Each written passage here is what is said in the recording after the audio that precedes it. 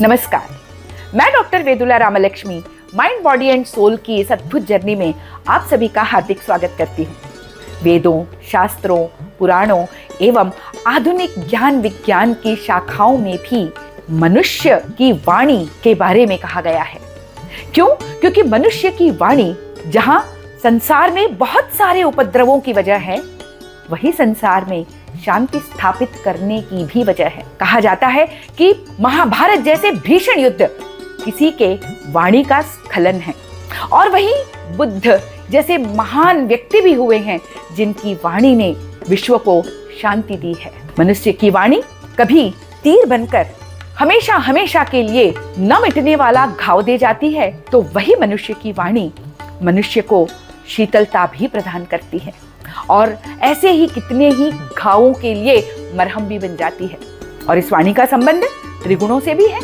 सात्विक गुणों से युक्त मनुष्य की वाणी में सरलता होती है, सहजता होती है, अहंकारहीनता होती है, विनम्रता होती है, प्रशंसा होती है, लोगों को स्वीकार करने की क्षमता होती है, क्षमा का गुण होता है।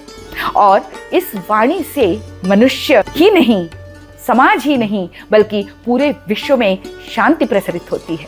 वहीं रजस से युक्त व्यक्ति की जो वाणी होती है, अहंकार से भरी होती है, दंभ से भरी होती है, जिसमें उसके ज्ञान का अहंकार है, जिसमें उसकी शक्ति का अहंकार दिखाई देता है।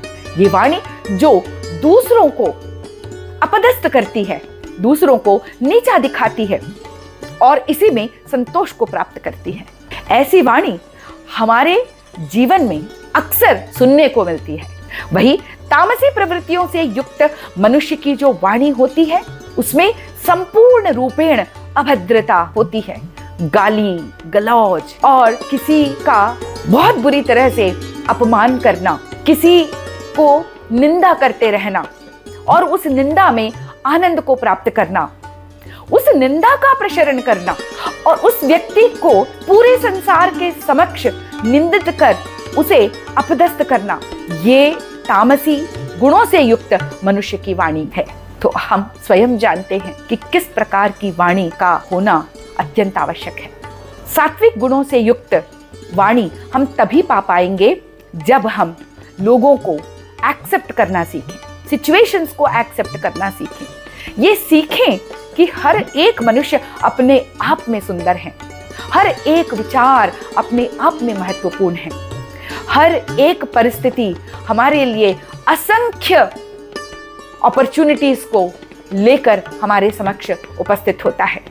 जब हम ये स्वीकार कर लेंगे तो वाणी में सहजता, सरलता, कोमलता और विनम्रता अपने आप आ जाएगी। और वाणी के संयमन के लिए, वाक संयम के लिए मौन रहना भी उतना ही आवश्यक है, क्योंकि जितना हम मौन रहेंगे उतनी ही बातों को हम सुन पाएंगे, सीख पाएंगे, जिसके माध्यम से वाणी और अधिक सधती चली जाएगी, सुंदर होती चली जाएगी, शीतल होती चली जाएगी, जिसकी वजह से चारों ओर सिर्फ और सिर्फ शांति प्रसरित होगी।